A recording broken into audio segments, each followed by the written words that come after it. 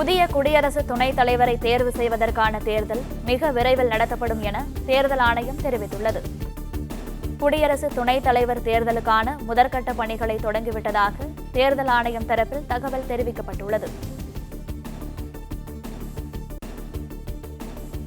புதிய குடியரசு துணைத் தலைவரை தேர்வு செய்வதற்கான தேர்தல் மிக விரைவில் நடத்தப்படும் என தேர்தல் ஆணையம் தெரிவித்துள்ளது. குடியரசு துணைத் தலைவர் தேர்தலுக்கான முதற்கட்ட பணிகளை தொடங்கிவிட்டதாகவும் தேர்தல் ஆணையம் தரப்பில் தெரிவிக்கப்பட்டுள்ளது.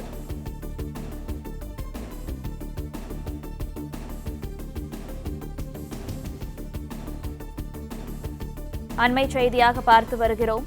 புதிய குடியரசு துணைத் தலைவரை தேர்வு செய்வதற்கான தேர்தல் மிக விரைவில் நடத்தப்படும் என தேர்தல் ஆணையம் தெரிவித்துள்ளது.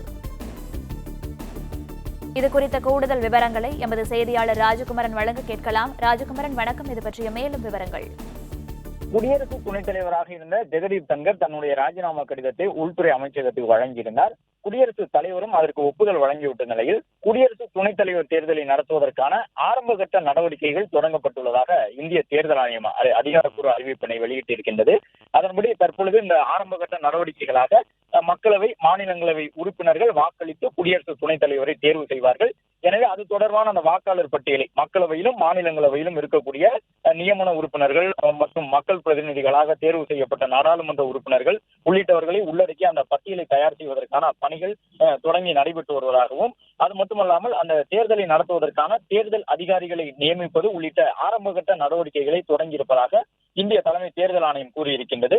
இந்த ஆரம்பகட்ட நடவடிக்கைகள் நிறைவடைந்தவுடன் குடியரசு துணைத் தலைவர் தேர்தலை நடத்துவதற்கான அட்டவணை வெளியிடப்படும் என்ற தகவலையும் அவர்கள் கூறியிருக்கின்றார்கள்.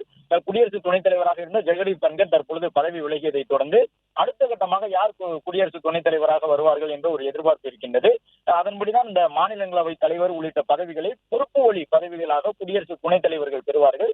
எனவே குடியரசு துணைத் தலைவர் என்ற முக்கியத்துவம் வாய்ந்த அந்த பதவிக்கு மக்களவை மற்றும் மாநிலங்களவையில் இருக்கக்கூடிய உறுப்பினர்கள் மட்டுமே வாக்களிக்க முடியும். அதற்கான வாக்காளர் பட்டியலை தயாரிப்பது உள்ளிட்ட நடவடிக்கைகள் தொடங்கப்பட்டுள்ளதாக குறிப்பிட்டிருக்கக்கூடிய தேர்தல் ஆணையம் விரைவில் குடியரசு துணைத் தலைவர் தேர்தலுக்கான அந்த தேர்தல் அட்டவணையையும் வெளியிடுவோம், எப்பொழுது தேர்தல் என்ற விவரங்கள் வெளியிடப்படும் என்ற ஒரு அறிக்கையினை வெளியிட்டிருக்கின்றனர். பிளே ஸ்டோர் மற்றும் ஆப் ஸ்டோரில் இருந்து பாலிமர் செயலியை QR கோடு மூலம் பதிவிறக்கம் செய்யுங்கள். செய்திகளை உடனுக்குடன் பெறுங்கள்.